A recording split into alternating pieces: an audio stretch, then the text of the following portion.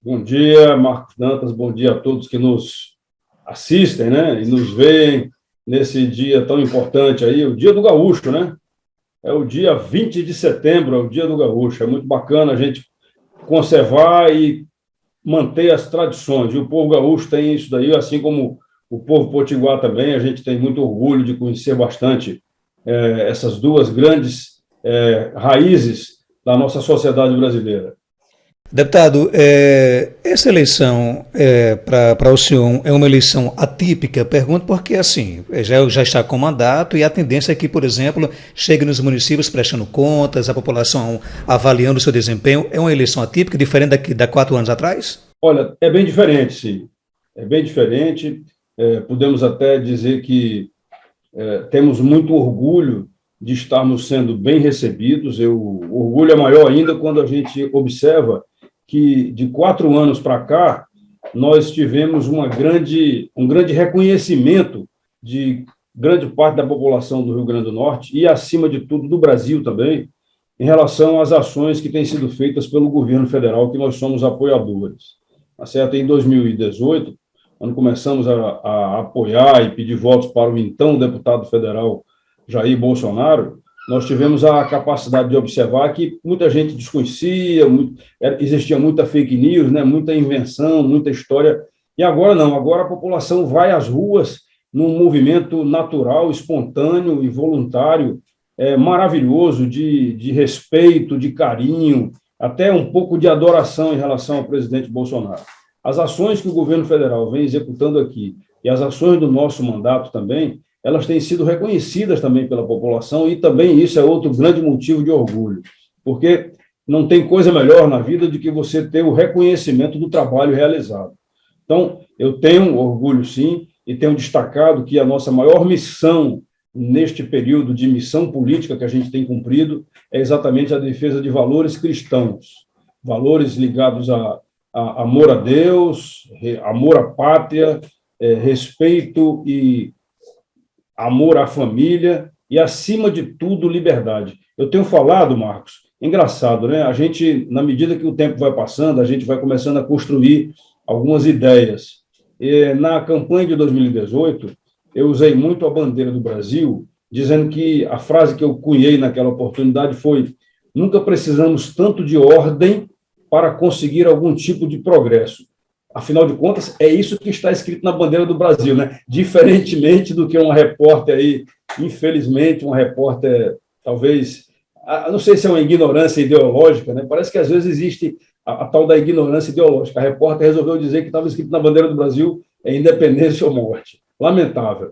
Mas, naquela oportunidade, a frase foi essa. E agora, eu acrescentei a palavra liberdade. Nunca precisamos tanto de liberdade para conseguir alguma ordem e progresso, porque o Brasil está vivendo um período de cerceamento das liberdades em todos os níveis, inclusive com ameaça de cerceamento da liberdade de imprensa, porque um dos candidatos a presidente da República já disse que, caso seja eleito, vai censurar, sim, a imprensa em função de ataques que ele venha a sofrer. Então, é um momento que a gente está vivendo, sim. É um momento sensível da nossa história política do Brasil, da nossa história do Brasil. E aí, infelizmente, a história só é escrita, só é identificada depois de alguns anos passados, né? Então, no futuro, quem tiver a oportunidade de vivenciar daqui a uns 10 anos, vai poder observar que esse momento de 2022 foi mais um momento sensível, uma esquina da história do Brasil, onde você tem a opção de continuar dobrando à direita ou de ir para o lado contrário, voltar para a esquerda. Fazendo uma avaliação do seu mandato, você acha que o deputado Girão conseguiu chegar em todos os municípios do nosso estado e principalmente aqui na região do Seridó? Eu tenho histórias para contar e tenho serviços prestados. Isso daí a gente fez. Nós fizemos uma primeira prestação de contas forte no ano de 2021, quando completamos 900 dias. Isso foi um marketing que nós criamos dos 900 dias. Dessa prestação de contas, nós fomos atualizando e temos até o orgulho de termos sido identificados por uma pesquisa feita na mídia no estado do Rio Grande do Norte, como sendo o deputado campeão de emendas, tá certo? Isso daí acabou sendo corroborado nesse ano de 2022, quando quase atingimos a marca de 200 milhões de emendas em 3 anos e meio. Essa marca é uma marca que vocês que fazem análise política passada, né? Essa marca é uma marca que é imbatível, na verdade, né? A gente tem orgulho disso daí. E, além do fato de estarmos sendo identificados como sendo, primeiro, um apoiador leal ao presidente Bolsonaro desde o começo, não mudamos a nossa bandeira, não mudamos a nossa cor, a cor que defendemos, as cores que defendemos são as cores da bandeira do Brasil. Então, a gente não mudou de lado, nós continuamos junto com o governo federal. Eu acho que é importantíssimo o governo do estado do Rio Grande do Norte estar vinculado ao governo federal, porque nós sabemos que grande parte das dívidas do estado foram pagas pelo governo federal com recursos que foram repassados para cá. Atualmente, a gente já está ouvindo algum prenúncio aí de que a governadora não vai conseguir pagar a folha do 13º, vai atrasar salário e tudo mais. Então, o governo federal foi o responsável por essa quantidade de recursos que foi mandado para cá, e em nenhum momento houve o obrigado da governadora. A gente está do lado que a gente tem procurado também buscar o desenvolvimento do estado do Rio Grande do Norte. Então, eu fui 9 vezes ao Oiticica fiscalizar ou acompanhar o presidente Bolsonaro, que foi 3 vezes. Vejam só, o presidente da República veio 7 vezes ao Rio Grande do Norte só para acompanhar a obra de Oiticica, e na última vez refazer a chegada das águas no eixo dos rios Piranhas a Sul. Ele foi 3 vezes ao Oiticica, eu fui 9 vezes para fiscalizar. Nenhum outro deputado federal ou senador fez isso. A fiscalização faz parte do nosso mandato. Outra coisa do reconhecimento que a gente tem recebido, por onde a gente anda, mais ainda no Seridó, o general Girão, reconhecidamente, foi o cara que apoiou, sim, a Reta Tabajara e continua apoiando a duplicação da Reta Tabajara, as ações para a duplicação da BR-304. Todo dia nós temos acidentes com mortes, com vítimas fatais ali na BR-304, e a gente conseguiu obter, sim, a garantia de que vai ser começada a 3ª faixa, e logo após isso daí, se possível, do ano que vem, a privatização da BR-101 no trecho Natal-Recife, para que seja inserida nessa privatização também a privatização da BR-304 no trecho Natal-Fortaleza, Natal-Ceará, né? Aí eu não sei se, não tenho esse detalhe aí, se vai ser Natal até Aracati, porque de Aracati em diante já está privatizada, já tem uma duplicação feita. Eu acho que é até Natal-Aracati. Então, é isso que a gente está fazendo, trabalhando, e o reconhecimento tem chegado. Isso nos orgulha, tá? Nos orgulha muito e nos dá a certeza de que essa maneira de fazer a política que temos feito é a maneira que outros também devem fazer. Eu espero que a população demonstre isso nas urnas. Eu estava vendo aqui a relação de emenda, só para o Seridó, o seu mandato conseguiu destinar quase 26 milhões de reais. Isso se deve muito ao fato de ser governo, de apoiar o governo, tem que ter realmente articulação, tem que ser um deputado bem articulado? Olha, eu começo dizendo o seguinte, pelo fato de eu ter visitado todo o estado e ter apoiadores nesses estados, nesses municípios, que são apoiadores ativos e que têm, sim, participado da política, a gente tem recebido esses pedidos ou essas demandas. Ao receber as demandas, por exemplo, a gente às vezes atende rapidamente, às vezes atende com um pouco mais de demora. Mas, veja só, aí em Caicó, por exemplo, a gente fez uma visita, uma família me chamou e disse assim, olha, general, a gente aqui mora no distrito irrigado do Sabugi, um distrito que precisa de atenção, porque tem problemas de irrigação, problemas de abastecimento, problemas de logística na parte de deslocamento de infraestrutura de estradas. Aí, na hora, eu consegui colocar recursos para lá e passei a ser identificado como sendo o deputado que apoiou a pavimentação e a recuperação da estrada do Sabugi. Depois, junto ao DENOX, buscar a legalização e a regularização dos títulos de terra das pessoas que moram lá. Enfim, eu estava aqui em casa num dia e recebi um vídeo de uma van, na verdade um micro-ônibus, levando crianças para a escola, num distrito aí, rural, aí, Lajinhas, aí em Caicó, e o veículo quebrado. Naquela oportunidade eu olhei e disse assim, meu Deus, não é possível isso acontecer assim. Aí, imediatamente, acionei o gabinete, a gente tinha disponibilidade de pegar um recurso para a compra de um micro-ônibus para Caicó. Aí acionamos e a coisa está acontecendo. Então, é uma equipe que está sempre junta, sempre trabalhando aí. Então, eu tenho que destacar, assim, aí, na região do Seridó todo, eu tenho que destacar o vereador Dedé Bonemeiro, eu tenho que destacar o vereador Felisberto de Parelhas, o vereador Jefferson de Jardim do Seridó, eu tenho que destacar o Edmilson, tenho que destacar várias pessoas que nos apoiam, empresários, o Vaca Velha, são pessoas, o Bina Toscano,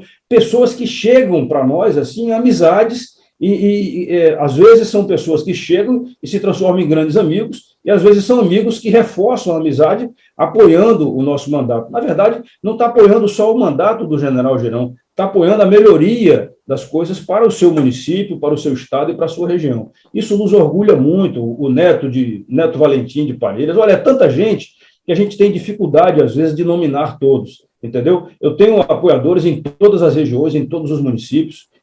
Eu visitei um grupo de crianças, adolescentes, em São Fernando, que são trabalhados por um sargento da PM.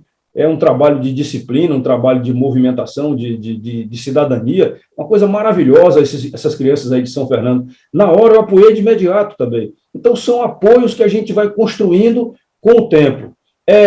E outros poderão surgir e deverão surgir. A cada momento surgem movimentos de empresários. Eu fiz uma visita aos ceramistas aqui do Vale do Açu, Apodi. Aí os ceramistas de São Gonçalo do Amarante já ficaram sabendo, os do Seridó também, e agora estão todos me procurando, porque o que eles precisam é de apoio. Vocês devem estar lembrados que quando nós fizemos os 900 dias, nós criamos o verbo potiguarizar, né? Uma palavra que não existia potiguar, ser potiguar, não é somente o comedor de camarão, mas é ser uma pessoa que nasceu no Rio Grande do Norte ou que mora e que habita no Rio Grande do Norte. E a gente criou o verbo potiguarizar e os princípios da potiguaridade, que é o quê? É você apoiar quem tem esse estímulo, quem tem essa natureza de ter nascido aqui, ou ter sido criado aqui, ou ter sido adotado aqui, estar produzindo aqui, produzindo qualquer coisa, produzindo conhecimento, produzindo atendimento médico, produzindo alguma coisa na parte alimentar,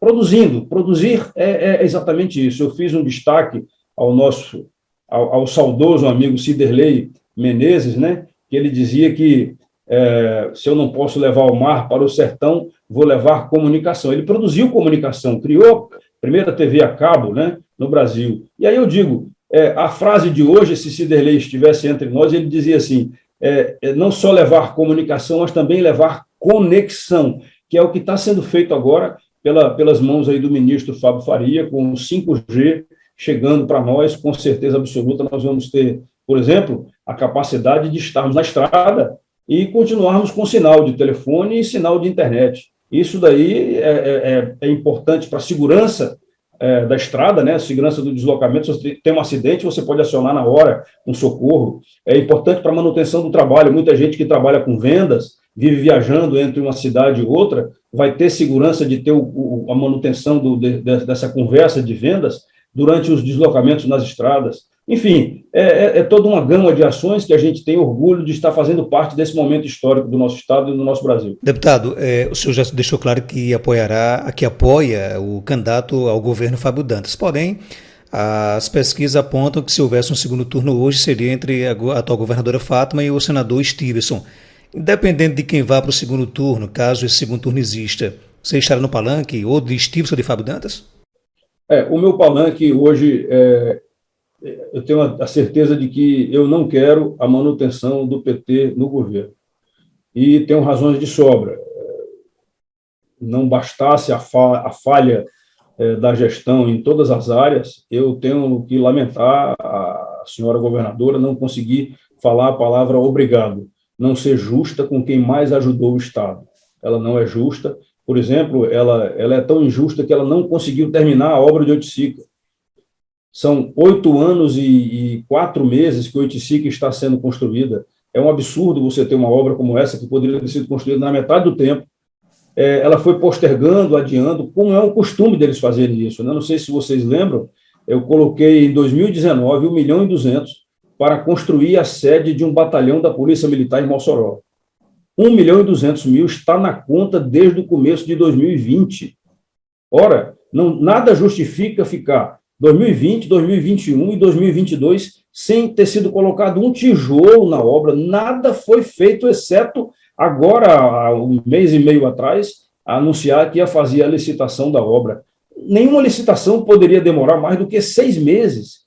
Só para definir o local exato da construção do batalhão, ela levou 2 anos praticamente. Então, realmente é porque não quis fazer a obra, não quer dar prioridade para a segurança pública, não quer priorizar a polícia militar. Então, a gente tem que lamentar isso daí, né? Fora isso, sendo direto em relação à sua pergunta, claro, eu sei quem eu não quero. Quem é que eu gostaria que fosse?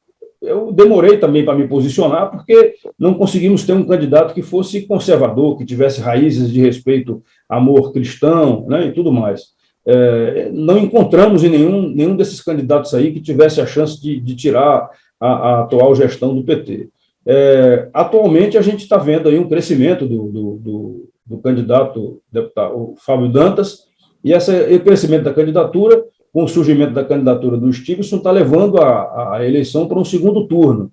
Às vezes, a estratégia política tem que funcionar. Então, a gente espera que no segundo turno vá o candidato que nós escolhemos, que é o Fábio Dantas, contra a governadora. Aí as coisas ficam empatadas. Aí a gente vai fazer um discurso de gestão, um discurso correto e talvez correto e diferenciado. Eu espero que a gente consiga esse nosso intento. Lamento, vou repetir aqui mais uma vez, lamento muito que ainda tenham pessoas que acreditam que a força do dinheiro vai fazer alguém ganhar uma eleição. Isso é lamentável, tá bom? Eu espero que, se vier a acontecer a tentativa de compra de votos por parte aí da governadora, enfim, por quem quer que isso seja identificado, seja denunciado. Se depender de nós iremos denunciar, sim, e seja criminalizado para que a pessoa perca a condição de ser candidato ou até mesmo de ser eleito. Agora, caso vá para um suposto segundo turno, o Stevenson Valentim, mesmo ele adotando uma forma diferente de fazer política, você acha fácil ele ter o apoio do bolsonarismo aqui no nosso estado? Olha, não vai ser fácil. A política, você tem que conversar com as pessoas. Faz parte da política você buscar entendimentos, né? A não busca do entendimento significa que você não está fazendo política, você está fazendo uma gestão unilateral, uma gestão que a gente pode transformar na palavra ditatorial, né? A política precisa da conversação, não digo dos conchavos, não digo das negociatas, não, eu digo da conversa. A conversa política que eu digo, que eu pratico, é a conversa da busca de atendimento às necessidades das cidades, e não necessidades individuais, mas necessidades das cidades, buscando a melhor forma disso vir a acontecer para beneficiar a coletividade.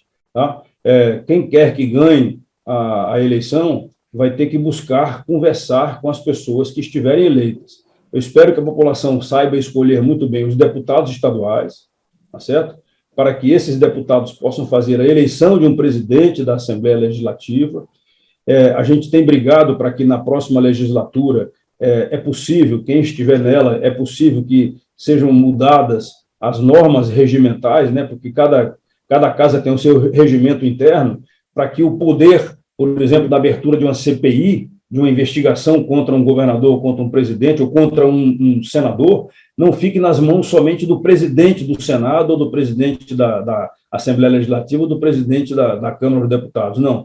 A abertura de investigação deve ser uma representatividade do que deseja a maioria dos representantes do povo. Então, a gente lamenta muito isso daí, que existam arquivados pedidos de CPI, né, contra má gestão. Por exemplo, a CPI do Covid-19 aqui no estado do Rio Grande do Norte demorou 1 ano e meio para ser aberta, e foi aberta tendo o relator um cara do partido da governadora. A gente sabia que não ia acabar em nada. Ou melhor, acabou em alguma coisa assim, uma pizza sabor PT. É a pizza que acabou. Não aconteceu nada, a governadora, inclusive, chegou até a ser considerada não culpada pelo Tribunal de Contas, pelo Ministério Público de Contas. Aí é brincadeira, né? Não tem como. Para fechar, deputado, confiante na reeleição de Bolsonaro? Olha, eu tenho, vamos dizer assim, historicamente, uma frase que nós nos acostumamos a ouvir quando são apresentadas os cálculos estatísticos, né, das pesquisas eleitorais. Aí eles falam em margem de erro. Não, porque a margem de erro é isso e aquilo. essa é uma grande safadeza, porque as pesquisas eleitorais, essas pesquisas que são mostradas aí ao longo dos últimos, né, talvez até de décadas, desde que foram criadas, elas sempre demonstram que não correspondem à realidade praticamente. E assim foi na eleição de 2018, assim foi na última eleição para a prefeitura, e eu tenho identificado também que muita pesquisa aí também tem representado algo que não é possível, que a vontade popular que é demonstrada nas ruas, tanto como para um lado como para o outro lado, né? Temos, por exemplo, uma polarização entre dois candidatos, um candidato do PT e um candidato do PL. O candidato do PL está nas ruas, sendo abraçado, sendo ovacionado, sendo recebimentos cada vez mais calorosos, enquanto o outro lado só fala para plateias selecionadas, muito pequenas, ninguém vê o cara na rua, ninguém vê o cara tomando um cafezinho na bodega da esquina, ele não pega avião comercial, se ele pegar, ele vai ser vaiado sim, porque é o que a população tem o sentimento, ele só pega avião executivo, pago, com dinheiro nosso, porque é o fundo partidário que está pagando, ou então são empresários que estão vinculados a ele ainda por conta da roubalheira do passado. Então, é lamentável isso daí. A gente espera que, na próxima legislatura, se estivermos nela, possamos colocar adiante um projeto de lei de nossa autoria para obrigar o Instituto de Pesquisa a serem realmente cobrados a responsabilidade. Se o Instituto de Pesquisa apresentar um percentual de informações erradas quando das eleições, ele seja cobrado a responsabilidade e seja proibido de continuar fazendo pesquisa, porque eles não sofrem nada. Ele apresenta uma pesquisa, aí diz a margem de erro, o resultado é muito muito além da margem de erro, e aí depois o Instituto de Pesquisa volta a fazer pesquisa de novo sem nenhuma sanção, aliás, recebendo rios de dinheiro, né? O fundo partidário, ou melhor, o dinheiro público tem alimentado esses institutos de pesquisa. Isso não pode continuar assim. O dinheiro público tem que ser para servir ao público. Todo mundo sabe que eu sou contra o uso do fundo partidário e o uso do fundo eleitoral, mas nas eleições atuais, a munição, o armamento que está sendo utilizado é o fundo partidário e o fundo eleitoral. Então, eu me rendi a usar o fundo eleitoral e o fundo partidário para não ficar tão discrepante em relação aos demais candidatos, né? Tem partido aí que mandou para cada candidato a deputado federal, parece que mais de 3 milhões, 3 milhões e meio.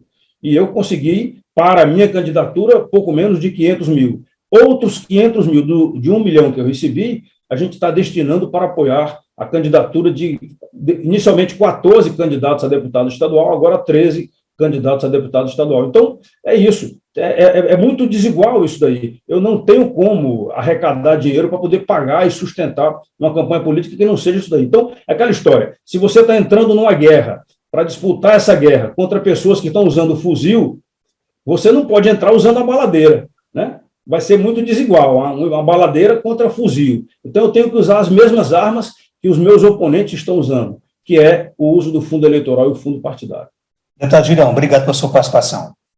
Ok, Marcos Dantas, muito obrigado também para vocês. Forte abraço aí e saudações a todos os nossos amigos e amigas aí do Seridó.